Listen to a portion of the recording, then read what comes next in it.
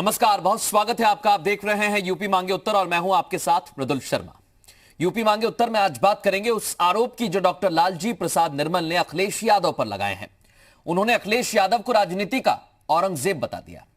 वो यही नहीं रुके, उन्होंने अखिलेश को दलित विरोधी बताया। कहा कि कई लोगों को यश भारती सम्मान दिया गया लेकिन दलित विद्वानों को नजरअंदाज कर दिया। तो सवाल यही है, क्या वाकई दलितों को सिर्फ वोट बैंक समझा गया है? उनका उत्थान पूर्व की सरकारों में नहीं हुआ है।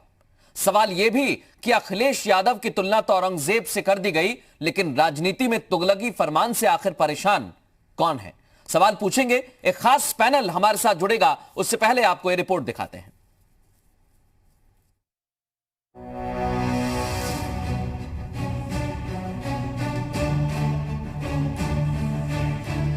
अखिलेश यादव भारतीय राजनीति के औरंगजेब हैं। ये हैं अनुसूचित जाति विकास निगम के अध्यक्ष डॉक्टर लालजी प्रसाद निर्मल। इनके इसी बयान पर यूपी में घमासान मचा हुआ है। लालजी प्रसाद ने अखिलेश यादव को जमकर घेरा। उन्होंने कहा कि दलितों के नाम पर जो प्यार का नाटक किया जा रहा है उससे सब वाकिफ हैं। अखिलेश यादव को दलितों के मसीहा अंबेडकर से नहीं आलम से प्यार है। लालजी निर्मल ने मुलायम सिंह का उदाहरण देते हुए अखिलेश को औरंगजेब तक बता दिया। अखिलेश यादव भारतीय राजनीति के औरंगजेब हैं। जिस प्रकार से औरंगजेब ने अपने पिता शाहजहां को सत्ता के लिए परिचित कर दिया था, उसी प्रकार अखिलेश यादव जो अपने आप को विकास पुत्र कहते हैं, अपने पिता को राजनीति से बर्खास्त कर दिया। उनको अंबेडकर से प्यार नहीं है, अंबेडकर शब्द से लगाव नहीं है, उनको आलम शब्द से लगाव है। अंबेडकर के नाम पर बने ये जो बस अड्डा है आलमबाग में, इन्होंने सबसे पहला काम ये किया था कि अंबेडकर का नाम बदल करके उन्होंने इसका आलमबाग नाम रख दिया था। हमला सीधे अखिलेश यादव पर हुआ तो समाजवादी पार्टी भी बीजेपी को आड़े हाथों लेती हुई नजर आई। बात औरंगजेब और आलम की हुई तो सपा ने बीजेपी का इतिहास खोला और कहा कि तुगलकी फरमान कहाँ होते हैं, बीजेपी अपने गिरेवा में झांक कर देख ले। समाजवादी पार्टी इस तरह के बयानों का पुरजोर खंडन करती है। जहां तक भारतीय जनता पार्टी का सवाल है, भारतीय जनता पार्टी को स्वयं अपने गिरेबान में झांक के देखना चाहिए कि किस तरह से तुगलकी फरमान और किस तरह से औरंगजेब के हिसाब से भारतीय जनता पार्टी स्वयं चल रही है। तो भारतीय जनता पार्टी इस तरह के बयानों को देने से पहले स्वयं अपने अंदर झांक के देखे कि उनकी पार्टी में क्या हो रहा है। बात दलितों के विकास से औरंगजेब पर पहुंच गई, लेकिन कांग्रेस ने फिर बीजेपी को दलितों के विकास के मुद्दे पर घेरा और बीजेपी से कहा कि दूसरों से सवाल करने वाले बताएं दलितों के लिए क्या किया। भारतीय जनता पार्टी कब बाबा साहब भीमराव अंबेडकर को मानती रही है? ये तो वोट के चक्कर में उन्होंने गले लगाया। लालजी निर्मल जैसे नेता के लिए तो कुछ कहना ही उचित नहीं है। वो अपनी सेवा के समय क्या करते रहे और अब क्या कर रहे हैं। जो आदमी का डॉक्टर बाबा साहब भीमराव अंबेडकर से कोई लेना देना नहीं, कांग्रेस ने जो सम्मान दिया बाबा साहब को, वो इस देश के अंदर उनको कोई नहीं दे सकता था। लालजी प्रसाद निर्मल ने सीधे समाजवादी पार्टी को कटघरे में खड़ा किया और पूछा कि अंबेडकर के नाम को बदलने वाले दलितों का क्या भला करेंगे। तो सियासी बखेड़ा खड़ा हो गया। बात औरंगजेब तक पहुंच गई। अब सवाल यही है कि विकास के मुद्दे से हटकर औरंगजेब पर घमासान क्यों हो रहा है। सवाल ये भी कि सियासी तौर पर दलितों के उत्थान के दावे में कितना दम है। ब्यूरो रिपोर्ट, जी मीडिया। और सीधे रुख करेंगे तमाम खास मेहमान इस समय हमारे साथ जुड़े हुए हैं। आलोक अवस्थी जी हमारे साथ जुड़ गए हैं, भारतीय जनता पार्टी का पक्ष रखने के लिए मौजूद हैं। कांग्रेस का पक्ष रखने के लिए जावेद अहमद जी हमारे साथ जुड़ चुके हैं और खुद इस समय लालजी प्रसाद निर्मल हमारे साथ जुड़े हुए हैं, जो अनुसूचित जाति विकास निगम के अध्यक्ष हैं। आपका भी बहुत स्वागत है यूपी मांगे उत्तर में। मैं पहले डॉक्टर साहब आपके पास ही आ रहा हूं, क्योंकि आपने कहा कि राजनीति के औरंगजेब अखिलेश हैं, उन्होंने दलितों के लिए कुछ नहीं किया है। समाजवादी पार्टी कह रही है कि तुगलकी तो भारतीय जनता पार्टी में फरमान सुनाते हैं, हमारे यहां तो दलितों का उत्थान भी होता है।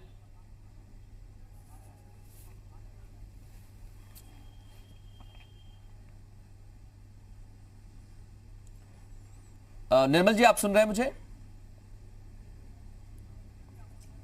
जी डॉक्टर साहब, मेरा सवाल यही था कि आपने समाजवादी पार्टी पर आरोप लगाया, लेकिन उन्होंने कहा कि हमने ही उत्थान किया है।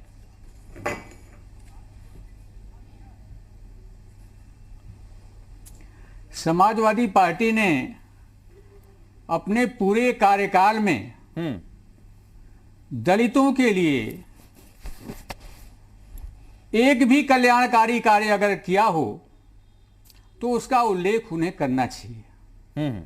सत्ता में आते ही सबसे पहले उन्होंने डॉक्टर अंबेडकर के नाम से जो ये बस अड्डा था आलमबाग में, बाबा साहब डॉक्टर अंबेडकर के नाम से इतनी नफरत कि उसका नाम अंबेडकर का हटा करके आलमबाग कर दिया, आलमबाग बस अड्डा कर दिया।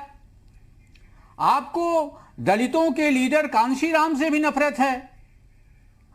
आपने अरबी उर्दू फारसी विश्वविद्यालय कांशीराम के नाम पे था, उसका नाम बदल करके आपने ख्वाजा मुईनुद्दीन चिश्ती का नाम कर दिया।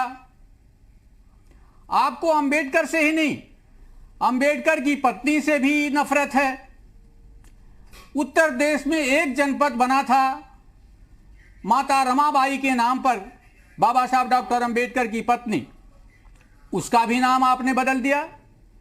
आखिर दलितों से इतना परहेज क्यों है अखिलेश यादव जी को? और जैसा कि मैंने कहा, आपने 195 लोगों को यश भारती से सम्मानित किया। उत्तर प्रदेश में एक भी दलित इस योग्य नहीं है कि वो यश भारती पा सके। इस बात का जवाब तो समाजवादी पार्टी को देना चाहिए। समाजवादी पार्टी को यह भी जवाब देना पड़ेगा कि आपने अपने पूरे कार्यकाल में क्या किसी एक दलित को राज्यसभा में भेजने का काम किया? क्या आपने पूरे कार्यकाल में किसी दलित को विधान परिषद में भेजने का काम किया? क्या आपके सांगठनिक ढांचे में कोई राष्ट्रीय उपाध्यक्ष दलित है? क्या आपके सांगठनिक ढांचे में कोई महामंत्री है प्रदेश में या देश के पैमाने पर? तो कहां है दलित? आपने रेवेन्यू कोड बिल बदल दिया, उसमें जो दलितों को प्राथमिकता मिलती थी, सरकारी जमीन जो होती थी ग्राम समाज की, उसमें जो पट्टा होता था उसमें दलितों की प्राथमिकता थी। आपको इतनी परहेज आप अभी दलितों से कि आपने वो प्राथमिकता समाप्त कर दी। लालजी प्रसाद वर्मा जी, तो एक छोटा सवाल है मेरा, क्योंकि आपने आरोप लगाए, इसका जवाब देने के लिए दलित कभी माफ इसका करेगा जवाब देने के लिए समाजवादी पार्टी के मेहमान भी मेरे साथ जुड़ गए हैं और एक दलित चिंतक भी इस समय हमारे साथ जुड़ गए हैं, विशाल आनंद जी, जो बताएंगे दलितों का उत्थान कितना हुआ है। और हमारे साथ इस समय डॉक्टर आशुतोष वर्मा जुड़ चुके हैं, पेशे से डॉक्टर हैं, समाजवादी पार्टी का पक्ष रखने के लिए मौजूद हैं। आप दोनों का भी बहुत स्वागत है। लालजी, निर्मल, आपने जो भी आरोप लगाए हैं, मैं सीधे रुख करूंगा डॉक्टर आशुतोष वर्मा जी आपका, क्योंकि उन्होंने कहा कि आपको अंबेडकर से नहीं, आपको प्रेम तो आलम से है। आपने जगह का नाम बदल दिया, अंबेडकर की पत्नी के नाम से एक नगर था उसका नाम भी बदल दिया, यश भारती सम्मान आपने दिया नहीं, तो दलितों का उत्थान कहां किया आपने? मृदुल जी नमस्कार। सर्वप्रथम सभी सम्मानित लोगों को मेरा नमस्कार। और आज का जो आपका टॉपिक है निर्मल अटैक पर तीखी तकरार, ये अपने आप में लग रहा है कि बड़ी अच्छी तरीके से भारतीय जनता पार्टी के द्वारा निर्मल जी के मुंह में ये शब्द डाले गए हैं। मुझे लगता है, मुझे तरस आता है कि समाज के जिस वर्ग को सबसे ज्यादा आज भारतीय जनता पार्टी का विरोध करना चाहिए, वो उन्हीं की सामने खड़े होके उनकी ढपली बजा रहे हैं। और कोई बात नहीं, ये बड़े हैं, रामकरण निर्मल जी अंबेडकर महासभा में बैठते हैं और आपके बड़े और सम्मानित चैनल में और आप जैसे बड़े पत्रकार के माध्यम से मैं बताना चाहता हूं कि जो अंबेडकर महासभा का कार्यालय है, जो उत्तर प्रदेश विधानसभा में लोक भवन के बगल में और विधानसभा के सामने है, इसकी जमीन समाजवादी पार्टी सरकार में माननीय नेताजी ने आवंटित की थी और उनका मेन मकसद ये था, इसका नाम अंबेडकर महासभा है, जिससे दलित समुदाय के लोग जब भी किसी अपनी मांग के धरना प्रदर्शन में करें, वो आके मुख्य धारा में सामने आ जाए और इसी के आज अध्यक्ष बने हुए हैं। तो मुझे बड़ी हंसी आती है कि जो भारतीय जनता पार्टी ने लिख पढ़ के इनको भेजा है कि ये बोलो जाके, कम से कम देखना ही छोड़ देते हैं कि हम क्या कर रहे हैं। अब रही बात समाजवादी पार्टी सरकार की, तो आप उसके लिए बिल्कुल चिंता ना करें और दलितों को बहुत अच्छी तरीके से पता है, समाज के दलित के और पिछड़े वर्गों को सबको पता है कि आज इस तरीके से जो सरकार भारतीय जनता पार्टी की आ रही है, जिसने सबसे ज्यादा पूरे देश में दलितों को परेशान किया है, पिछड़ों को परेशान किया है, उनको जवाब देने के लिए उत्तर प्रदेश में अखिलेश यादव के साथ, समाजवादी पार्टी के साथ पूरे प्रदेश के ये लोग खड़े हुए हैं और सभी समुदाय के लोग। एक मेरा सवाल है क्योंकि आपने मुलायम सिंह यादव का जिक्र किया और कहा कि उनके दौरान जब वो सरकार में थे तब जमीन का आवंटन हुआ, तो लालजी निर्मल साहब ने एक और गंभीर आरोप लगाया कि अखिलेश यादव तो राजनीति के औरंगजेब हैं, उन्होंने अपने पिता को ही पार्टी से बाहर कर दिया। मृदुल जी, मुझे लगता है कि आज ये अध्यक्ष हैं दलित समुदाय विकास निगम के, मुझे लगता है कि इस तरीके की अनर्गल बातें इस पद को शोभा नहीं देती और मैं नहीं समझता हूं कि इस तरीके का जवाब देके मैं ना ही अपने राष्ट्रीय अध्यक्ष जी का जरा सम्मान खोना चाहूंगा, ना ही इनका सम्मान खोने का काम करूंगा। इस तरीके की सीरियस तुरंत मैं जा रहा हूं आलोक अवस्थी जी के पास, क्योंकि आपने कहा कि ये जो शब्द हैं ये तो भारतीय जनता पार्टी के हैं। आलोक जी, स्क्रिप्ट कहां से पहुंची है? समाजवादी पार्टी कह रही है कि आपने पहुंचाई स्क्रिप्ट? समाजवादी पार्टी दलित चिंतन के बजाय दलितों के विनाश के लिए तत्पर रही है। उसका उदाहरण ले लीजिए, दलितों के जितने भी प्रतीकात्मक या जो उनके बड़े नेता थे, उनको अपमानित करने का काम समाजवादी पार्टी ने किया है। दलितों की एक नेता मायावती बनी थी, आपको याद होगा उस समय जब शुरुआत में जब स्टेट गेस्ट हाउस कांड हुआ था, उनकी लोकप्रियता से भयभीत होकर के उनके ऊपर जान से मारने का उनको प्रयास किया गया और उनके साथ तमाम जो है प्रयास किया गया कि उनको जो है किस तरीके से जो है बेइज्जत किया जाए। ये काम समाजवादी पार्टी की सरकार थी उस समय मुलायम सिंह यादव ने किया। उसके बाद दलितों के ऊपर सबसे बड़ा आरोप लगाया आजम खान ने, जिसमें उन्होंने कहा कि जहां पे बाबा साहब अम्बेडकर की मूर्ति रख दी जाती है वहां पर दलित जमीन कब्जा कर लेते हैं और जहां पे उंगली दिखाई जाती है वहां पर जो है दलितों की जमीन अगली बार कब्जा करने की बात करते हैं। तो ये किस तरह का दलितों का सम्मान कर रहे थे। और अखिलेश यादव के मुंह से एक शब्द नहीं निकला कि आप आजम खान साहब इस तरह की बात मत करिए। तो सीधी सीधी बात यह है, बहुत स्पष्ट आरोप लगाया निर्मल जी के। मुझे लगता था कि समाजवादी पार्टी के प्रवक्ता उसका जवाब अच्छे से देते कि यश भारती में वाकई आज जब उन्होंने ध्यान दिया तो हम लोग का भी ध्यान गया कि यश भारती में इतने पुरस्कार बांटे गए, क्या समाज में दलित चिंतन नहीं है? क्या समाज में दलित और जो हमारे जो है उनकी तमाम मुखिया नहीं है, उनको देना चाहिए था, इन्होंने नहीं दिया है। तो जहां तक ये प्रयास करते हैं, बहन मायावती जी का इन्होंने साथ लिया, मौके पर साथ लिया, लेकिन उनकी पीठ में छुरा भोंका। लेकिन जनता ने इनको सबक सिखा दिया कि इनकी पार्टी 5 लोगों की पार्टी पहले भी थी, 5 लेकिन वही मायावती आपसे भी कहती है कि आपने भी कुछ नहीं किया दलितों के लिए।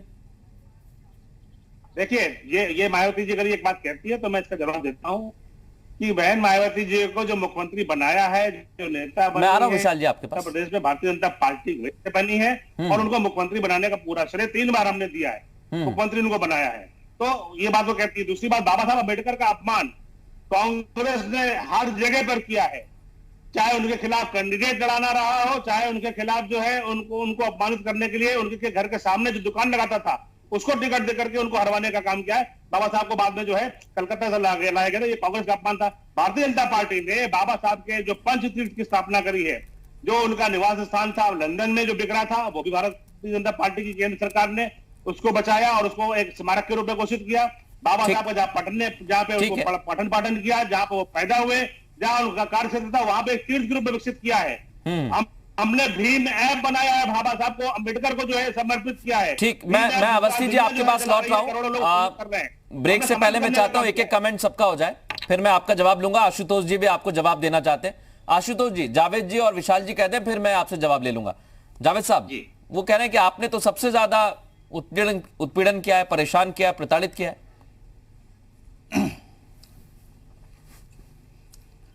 आलोक जी को इतिहास का भान नहीं है, ज्ञान नहीं है। भारतीय जनता पार्टी मिथ्या आधारित राजनीति करती है, उसका पूरा छल प्रपंच पे रहता है। बाबा साहब भीमराव अंबेडकर जी के लिए अभी कह रहे थे कि हरा देते थे। जब राजनीति में आप भी तो किसी के खिलाफ लड़ते थे, आप भी तो हराते थे, किसी को जिताते थे। आप ये कैसे लगा सकते हैं आरोप?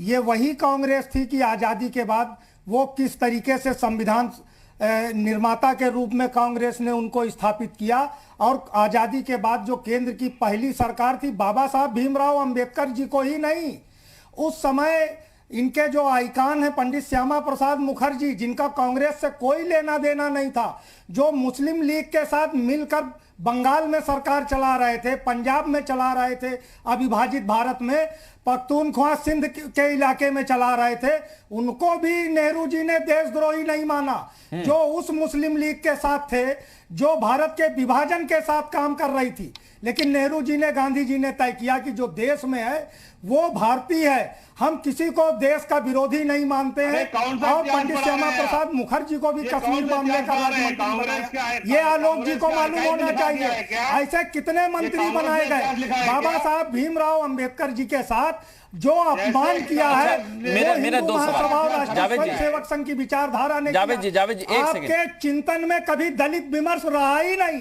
और आप दलितों के हित की बात कर रहे हैं।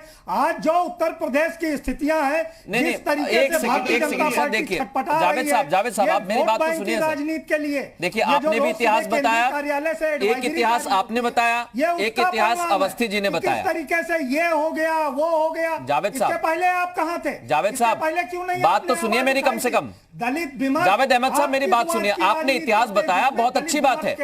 अवस्थी जी ने भी इतिहास बताया, बहुत अच्छी बात है, लेकिन क्या दोनों का इतिहास गलत है? आप नहीं खा सकते। नहीं जावेद जी, दोनों का इतिहास सही है। एक दलित के झूठे बेर नहीं सर, खा आरोप सकते। तो आप पर यह भी लगा कि आपने चुनाव हराया, आरोप ये भी लगा कि आपने भारत रत्न नहीं दिया।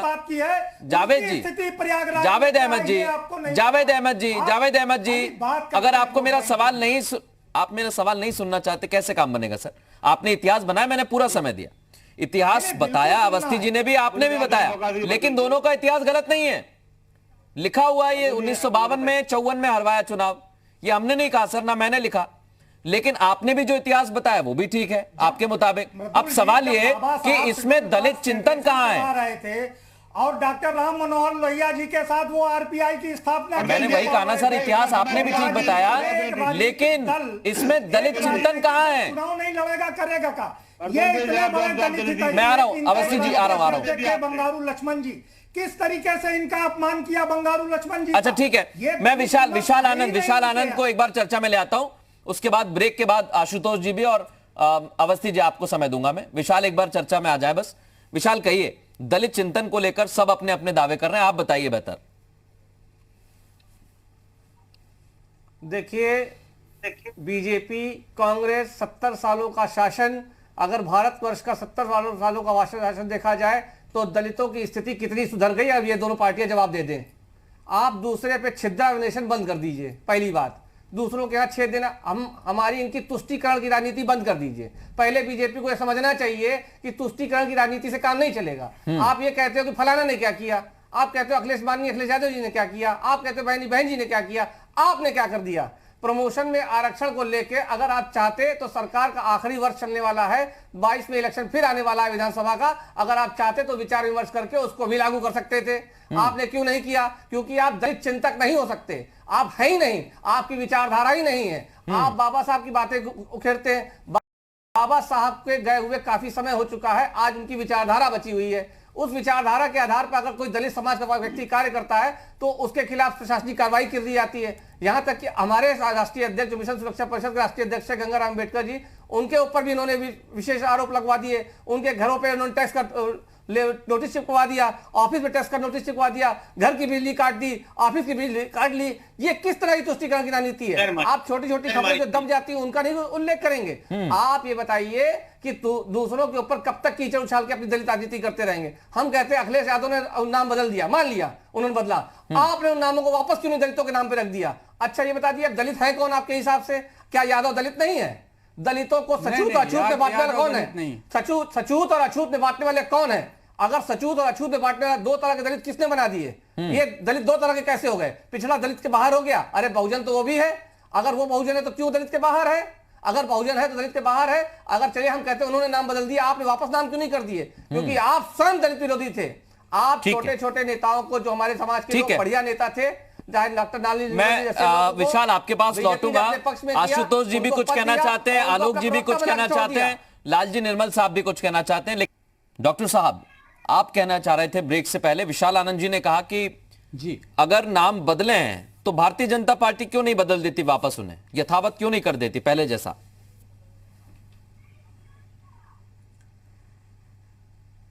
जी मृदुल जी,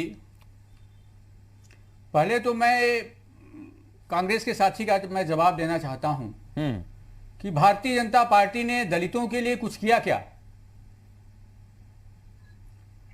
मैं आपको बताना चाहूं था, पिछले वर्षों में जब 10 किंग्स हेनरी रोड लंदन में बाबा साहब डॉक्टर अंबेडकर का आवास 40 करोड़ रुपए में नीलाम हो रहा था, उस समय देश के सारे अंबेडकरवादी बहुत दुखी थे कि बाबा साहब डॉक्टर अंबेडकर का आवास नीलाम हो जाएगा। कोई अखिलेश यादव बचाने नहीं आया, कोई मायावती बचाने नहीं आई, कोई सोनिया गांधी बचाने नहीं आया उस आवास को। हम लोग दलित उद्योगपतियों के साथ दिल्ली में मीटिंग कर रहे थे कि इस आवास को कैसे बचाया जाए। दूसरे दिन प्रधानमंत्री नरेंद्र मोदी जी का बयान आया कि बाबा साहब डॉक्टर अंबेडकर का आवास बिकने नहीं देंगे। महाराष्ट्र सरकार को उन्होंने निर्देशित किया, वहां के जो संस्कृत मंत्री हैं वो लंदन गए और उस आवास को क्रय किया और वहां पर एक अंतरराष्ट्रीय स्तर का भव्य स्मारक बाबा साहब डॉक्टर अंबेडकर का बना हुआ है। 26 अलीपुर रोड दिल्ली, जहां बाबा साहब डॉक्टर अंबेडकर ने अंतिम सांस लिया था, वह भी एक प्राइवेट भवन था। आज देखिए वहां पे जाकर के कितना बड़ा स्मारक। और चैत्य भूमि, जहां डॉक्टर अंबेडकर का अंतिम संस्कार हुआ था, वहां पर एक इंदू मिल की विवादित जमीन थी, 25 सालों से विवादित जमीन थी। अंबेडकरवादी मांग कर रहे थे कि इसको चैत्य भूमि से जोड़ा जाए। हाँ। और प्रधानमंत्री नरेंद्र मोदी जी ने उस इंदू मिल की जमीन को चैत्य भूमि को दिया।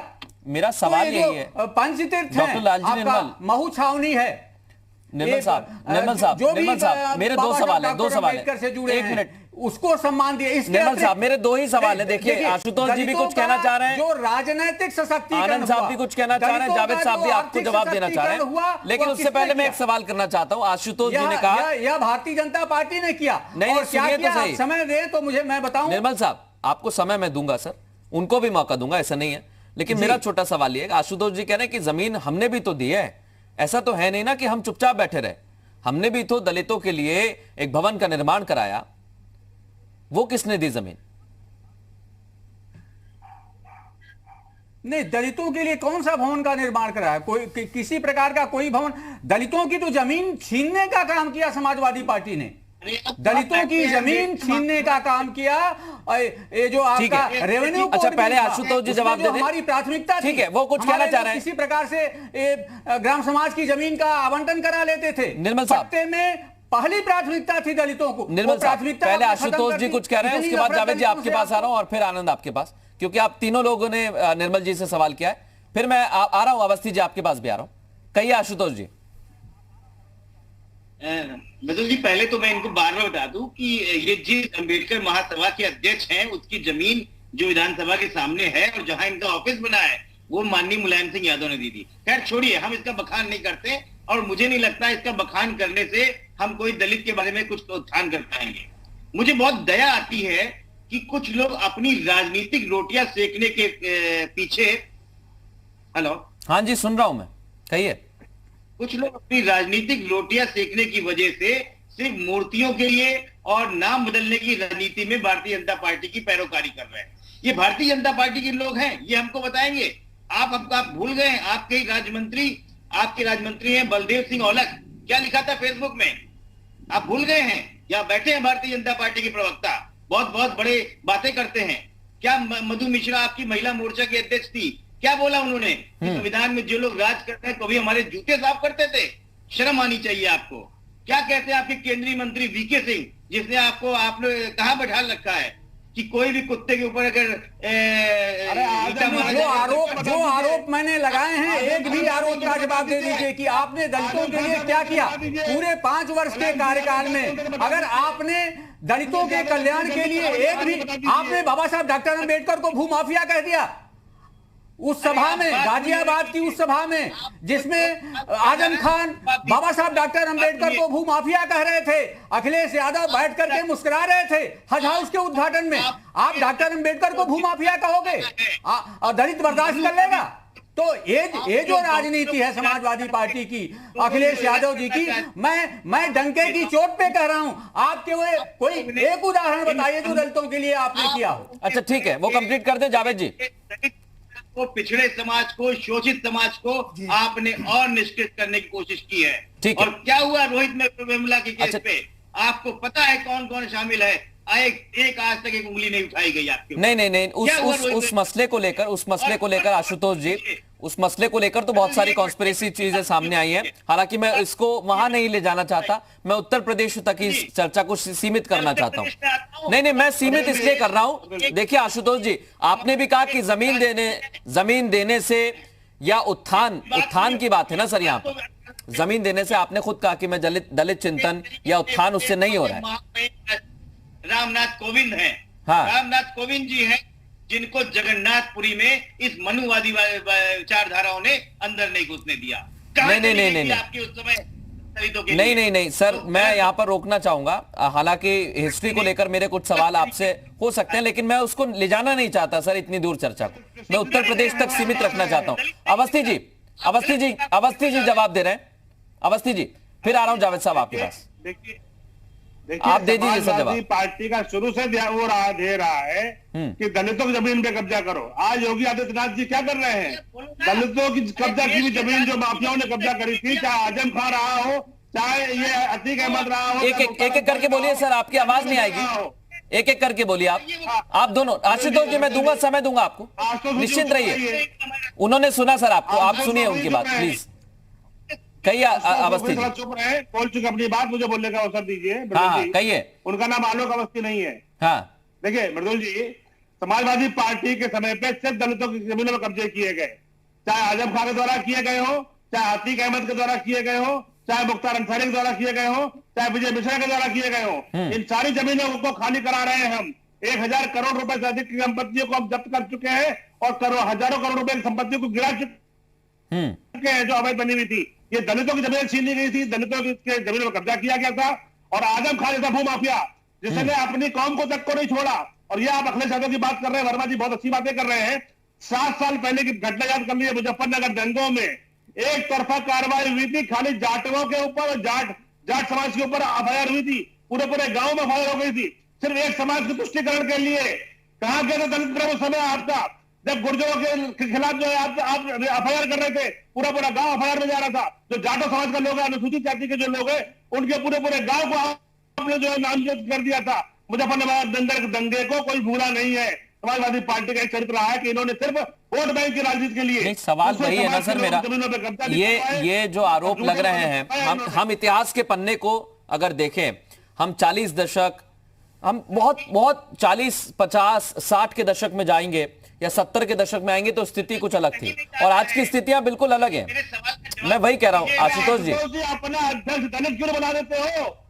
भारतीय जनता पार्टी के दलित अध्यक्ष बनाए। एक सेकंड आ रहा हूं मैं, जावेद जी और आनंद जी आपके पास ही आ रहा हूं। मैं प्रमोशन में आरक्षण का मुद्दा भी, मैं प्रमोशन में आरक्षण का जो मुद्दा है उसको लेकर भी सवाल करूंगा। एक सेकंड आशुतोष जी और अवस्थी जी, एक सेकंड रुक जाइए, एक सेकंड। जावेद साहब कुछ कहना चाह रहे हैं, क्योंकि निर्मल साहब ने यह भी कहा, जावेद साहब, कि आपने उत्थान तो किया नहीं, हमने जमीन, हमने घर बचाया, हमने नाम बचाया। कांग्रेस ने तो कहां किया? उन्होंने सवाल किया था।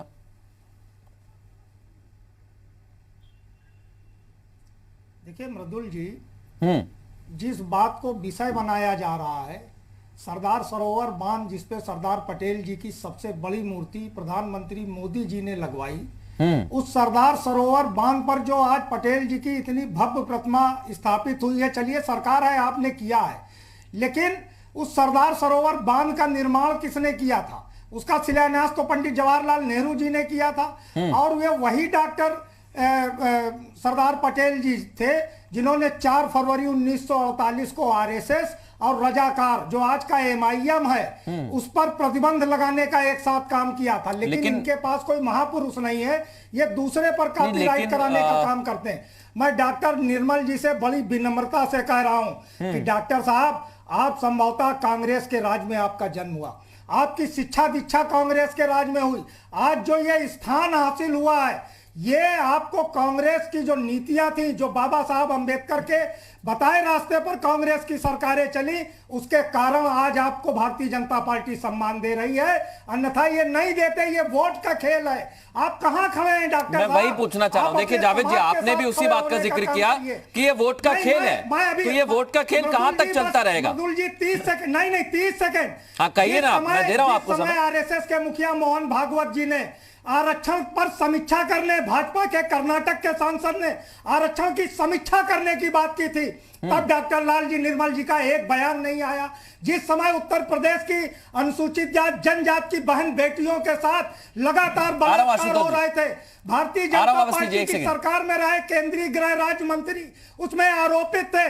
किस तरीके से उस भाजपा के नेता को जावेद साहब, देखिए जावेद साहब, दो बातें आपने दो बातें बोली, आपने दो बातें बोली सर, मैं पूछ रहा हूं, जवाब ले रहा हूं, लेकिन पहले एक सेकंड और भाजपा बताए, सुनिए तो सही। आप सभी ने अपने अपने दावे किए, अपने अपने जवाब दिए। अब मेरे 2 सवाल है जावेद जी। पहले तो मैं से लेके निज लिंगप्पा जी से लेके के कामराज, सुनिए जावेद जी सुनिए मेरी बात। आनंद मैं आपके पास आ रहा हूं, क्योंकि देखिए मुझे इस पर चर्चा भी नहीं करनी है कि आरएसएस को बैन किया या उन्हीं सरदार वल्लभ भाई पटेल ने उसे वापस यथावत फैसले को रखते हुए बैन हटा दिया। मुझे इस पर चर्चा नहीं करनी है। मुझे चर्चा इस बात पर करनी है कि अगर आरक्षण को लेकर चर्चा हो रही है, आ रहा हूं अवस्थी जी, एक सेकंड। आनंद, आपने प्रमोशन में आरक्षण का मुद्दा उठाया। सवाल सबसे अहम ये कि कोर्ट खुद कहता है कि कोर्ट किसी पर हंटर नहीं चला सकता है प्रमोशन में आरक्षण को लेकर। जब सरकारें कोई डेटा नहीं देंगी, सरकारें ये नहीं बताएंगी कि स्थिति वाकई में है क्या, तो फिर कैसे मिल जाएगा प्रमोशन में आरक्षण?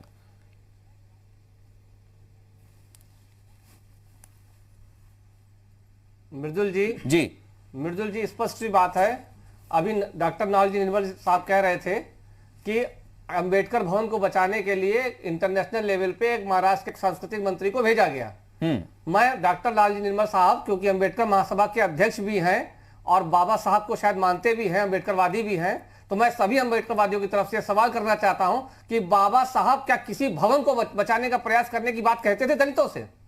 क्या बाबा साहब किसी जमीन को बचाने की बात दलितों से कहते थे? क्या बाबा साहब का यही सपना था कि दलितों के लिए यही सपना था कि उनके लिए बने हुए स्मारक को बचा लिया जाए?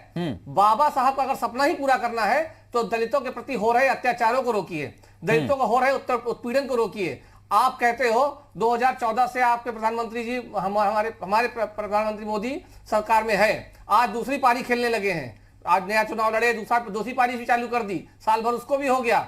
लेकिन आपको बता दूं कि 2018 से अगर एनसीआरबी का डेटा उठा लिया जाए उत्तर प्रदेश का, तो टोटल दलितों के प्रति हो रहा है क्राइम से जो राष्ट्र में हो रहा है उससे कहीं ज्यादा उत्तर प्रदेश में होता है। लेकिन टोटल अगर नेशनल एनसीआरबी के डेटा के हिसाब से एससी एसटी एक्ट में हो रहे मुकदमे जो होते हैं उसमें 22.6 का स्थान उत्तर प्रदेश का है, जबकि सिर्फ 19%। लेकिन सर एक आंकड़ा ये भी है ना, आप किस सर सुनिए तो सही आनंद साहब, एक आंकड़ा ये भी कहता है कि जो दलितों के लिए कॉलेजों तक सीमित रखना चाहते हैं। सर, ये देखिए, मैं इस आंकड़े को इसलिए बता रहा हूं, सुनिए सर, ये आंकड़ा मेरा नहीं है, दलित समाज ये आंकड़ा मैं इसलिए बताना चाहता हूं क्योंकि एक आंकड़े के मुताबिक ये कहा गया कि एसटी एससी की धारा अगर किसी पर लगाई जाती है तो उसका दुरुपयोग भी बहुत हो रहा है। ये मेरा आंकड़ा नहीं है, ये आंकड़ा भी आया, तो क्या इस वजह से आंकड़े बहुत ज्यादा बढ़ जाते हैं? या चलिए ठीक है, मैं कह रहा हूं एससी एसटी एक्ट की बात छोड़ दीजिए, एससी एसटी एक्ट की बात कर लीजिए, जो दलित महिलाओं पे हो रहे अत्याचार है उसमें पूरे राष्ट्रीय स्तर पे 0.5% और यूपी का हिस्सा उसमें कितना है 1.3%। क्या ये भी गलत है? ठीक है, क्या ये भी मैं आपके दोनों जवाब ले लेता हूं। आपने जो 2 सवाल पूछे हैं, देखिए प्रमोशन में आरक्षण को लेकर आपने सवाल पूछा और दलितों की सुरक्षा को लेकर, उनके खिलाफ बढ़ते अपराध को लेकर आपने सवाल पूछा।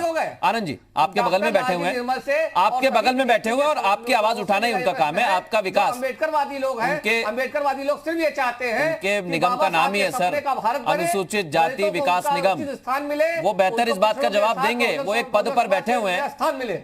वो एक पद पर बैठे हुए हैं, बेहतर इसका जवाब देंगे। इसके बाद आशुतोष जी आ रहा हूं आपके पास। लालजी निर्मल, मेरा सिर्फ आपसे यही सवाल है, यही डॉक्टर साहब जो है सारी समस्या का कारण बन गया है। डॉक्टर साहब, ये जो पद आप बता रहे हैं, यही पद समस्या का कारण बन गया है कि सरकार जो है पद बांट के हमारे दलित समाज के लोगों को अपनी तरफ कर लेती है और उनको अपना प्रवक्ता बना के दलितों मेरे सवाल सुन लीजिए अब। ठीक है आनंद भाई, जवाब दूं? एक मिनट अवस्थी जी, एक सेकंड। लालजी वर्मा, डॉक्टर साहब कुछ कहना चाह रहे हैं। उससे मत देखिए, डॉक्टर साहब कुछ कहना चाह रहे हैं, आप ही की बात कहेंगे मुझे लगता है वो। जी डॉक्टर साहब, मेरे दो ही सवाल हैं प्रमोशन में आरक्षण को लेकर, क्योंकि कोर्ट कहता है कि कोई डेटा नहीं उपलब्ध करवा पाए, और सवाल ये कि अगर किसी जूनियर अफसर को सीनियर बनाया जाता है तो क्या काम पर प्रभाव नहीं पड़ेगा। ये कोर्ट ने पूछा, ये मेरा सवाल नहीं है। पहला सवाल तो आनंद जी ने ये पूछा। दूसरा उन्होंने कहा कि जो अपराध बढ़ रहे हैं उसके लिए क्या, कहिए। देखिए, मैं जवाब दूं? हाँ, कहिए जी। पहले तो मैं ये बताना चाहूंगा, अभी हमारे कांग्रेस के साथी बता रहे थे, मैं कांग्रेस से सिर्फ एक बात, अगर आप डॉक्टर अंबेडकर के बड़े शुभचिंतक हो तो आपने भारत रत्न बाबा साहब डॉक्टर अंबेडकर को क्यों नहीं दिया? भारत रत्न बाबा साहब डॉक्टर अंबेडकर को तब मिला जबकि नॉन कांग्रेसी सरकारें आई। नंबर एक। नंबर दो, दलितों की त्रासदी पर अभी हमारे मित्र ने सवाल किया कि दलितों की त्रासदी है, दलितों के ऊपर उत्पीड़न है। कभी आपने विचार किया क्या? कभी राजनीतिक दलों में जो 5-6 दशकों से सत्ता में थे, उन्होंने कभी विचार किया कि दलितों की त्रासदी खत्म कब होगी? क्या ये सैकड़ों सालों तक चलेगी? हम लोग चिंतन करते हैं। कांग्रेस ने सरकारों में हमेशा इस त्रासदी को समाप्त करने के लिए प्रयास किया। सुनिए, मैं जवाब दे रहा हूं। आपने क्या प्रयास किया? आप 7 साल से सत्ता में, यही मैं बता रहा हूं। उत्तर प्रदेश में क्यों सुन लीजिए जावेद साहब, सुन लीजिए, फिर मैं अवस्थी जी और आशुतोष जी के पास भी जाना है। शिक्षकों की भर्ती में सर एक एक करके सुनेंगे तो बेहतर रहेगा। सर एक एक करके सुनेंगे तो बेहतर रहेगा। इस लड़ाई से कोई मतलब नहीं है सर। सर मैं ऐसी बहस नहीं कराता मैं। सर तर्क और तथ्य अगर आपके पास है तो बात करिए। आप राजनीतिक भाषा का प्रयोग करके जिस समय दलित वर्ग को भारतीय जनता पार्टी जातियों में परिवर्तित कर रही थी, उस समय आपने मुंह नहीं खोला। 2017 में दलितों के और पिछड़ों के वर्ग को खंडित करके जातियों का सम्मेलन भारतीय जनता पार्टी कर रही थी। तब आपकी विरोधी कौन थे? दलित विरोधी भारतीय जनता पार्टी है। अच्छा ठीक है, एक सेकंड वर्मा साहब। भारतीय जनता पार्टी आपका दुरुपयोग कर रही है। वर्मा साहब कुछ कहना चाह रहे हैं। आशुतोष वर्मा जी एक सेकंड जावेद साहब रुक जाइए। जावेद साहब और निर्मल जी एक सेकंड होल्ड करिए। एक सेकंड ठीक है सर, मैंने सुन लिया, आप दोनों को सुन लिया। आप बैठे हुए हैं। वर्मा जी कुछ कहना चाह रहे हैं आपकी बात पर। एक सेकंड निर्मल जी। मृदुल जी नहीं सर, आपने अच्छी बात है भारत रत्न को लेकर सवाल उठाया और ये आपकी बात बिल्कुल ठीक है। दलितों की त्रासदी तब खत्म होगी जबकि उनका आर्थिक सशक्तिकरण होगा। ठीक है, और क्या आरक्षण से आर्थिक सशक्तिकरण होगा? सवाल यही, क्या आरक्षण से आर्थिक सशक्तिकरण होगा? सवाल यही है। वर्मा जी, लाख रुपए से आशुतोष वर्मा जी कहिए। वित्त पोषण है हमारी पंडित दीनदयाल उपाध्याय। वर्मा जी कहिए, फिर मैं आऊंगा सर आपके पास। अवस्थी जी के पास भी जाना है मुझे। एक आखिरी समय बचा हुआ है। कहिए, मैं सुन रहा हूं आशुतोष जी, आपको अपनी बात कहिए। देखिए मृदुल जी, पहली बात तो समझिए कि मैं बड़ा ताज्जुब है कि जो निर्मल साहब हैं, जिन्होंने ना अम्बेडकर जी को कोई पढ़ा है ना समझा है, जो भारत रत्न, जो मंदिरों और जो स्मारकों की बात करते हैं, वो अम्बेडकर की बात नहीं समझ सकते। ठीक है, तो इनसे बहस करना बिल्कुल बेकार की बात है। जहां तक समाजवादी पार्टी की बात है, मैं आपको बता दूं समाजवादी पार्टी किस तरीके से हम लोग अपने दलित बताओ। हमारे वहां जो प्रदेश अध्यक्ष हैं उसमें हमारे वहां प्रकोष्ठ है दलित समुदाय का, जिसमें सर्वेश्वर अम्बेडकर जी खुद एक प्रदेश अध्यक्ष हैं और बहुत पहले राज्य भी रहे हैं। हम लोग ने एक लोहिया वानी हमारा फ्रंटल है, जिसमें रामकरण निर्मल जी एक अच्छे पीएचडी स्कॉलर है, उनको प्रदेश अध्यक्ष बनाया है। हम लोग ने कोशिश करी है कि जो हम लोग समाजवादी विचारधारा के एक प्रशिक्षण केंद्र कर रहे हैं, उसकी शुरुआत हम लोग ने कपिल वस्तु से, श्रावस्ती से, संगीसा, कुशीनगर, सारनाथ जैसे जगहों से, बौद्ध स्थलों से स्टार्ट किया। माननीय अखिलेश यादव ने वहां पे खुद स्टार्ट किया। और तो और दलितों की बात करने वाले ये क्यों बताते हैं कि नेशनल क्राइम ब्यूरो ने अभी 2020 के अंत में जो रिपोर्ट दी है, उसमें कहा है कि पूरे देश में 15% से ज्यादा, कई पिछले 5 वर्षों से ज्यादा एससी और एसटी लोगों पे अत्याचार बढ़े हैं। और पूरे जितने भी अत्याचार बढ़े हैं, उसका मैंने एक सवाल किया था आशुतोष जी क्योंकि ये मेरा सवाल नहीं है, ये सवाल ही पूछा गया था। ये सवाल जो आपने उठाया, यही सवाल पूछा था। अवस्थी जी आखिरी कमेंट करिए। ये लोग दलितों का कभी अवस्थी जी कहना चाह रहे हैं आपकी बात पर, आशुतोष जी कुछ। शांत हो जाइए, शांत हो रहिए, जरा बात जी कहिए, मैं सुन रहा हूं आपको, आप अपनी बात करिए। मृदुल जी, मैं कांग्रेस के चरित्र पे सवाल उठाता हूं। इन्होंने कहा कि नेहरू जी ने सरदार सरोवर बांध का शिलान्यास किया था, तो ये तो शर्म की बात है कि कांग्रेस के लिए 55 साल सत्ता में रही है और सरदार सरोवर बांध को कंप्लीट करा पाए मोदी जी अपने समय पे, तो ये कांग्रेस के लिए डूब मरने वाली बात है कि आप 50 साल तक एक बांध को नहीं कंप्लीट करा पाए। दूसरी बात उन्होंने कहा, ये मैं बताता हूँ, कर्नाटक में इनके दलित विधायक है, कर्नाटक में इनके दलित विधायक है, उसको एक विशेष समुदाय ने घर में घुस के मारा, घर में आग लगा दी, विधायक है, घर में जला के मारा, उसको मारने का प्रयास किया, उसका समर्थन भाजपा के नेता अच्छा ठीक है, सुनिए मेरी बात। देखिए मेरी कोशिश यही है, पार्टियों की कोशिश यही है कि समाज में कोई भी वर्ग हो और अगर वो निचले स्तर पर है तो उसे ऊपर उठाया जाए, और ये हमारी कोशिश होनी चाहिए, और इसी के लिए सरकारों को, पार्टियों को काम करना चाहिए। बहुत शुक्रिया, समय थोड़ा सा कम है इसलिए विशाल साहब आपके पास आ नहीं पाऊंगा, माफी चाहता हूं। बहुत शुक्रिया आप सभी मेहमानों का इस चर्चा में शामिल होने के लिए। एक छोटा सा ब्रेक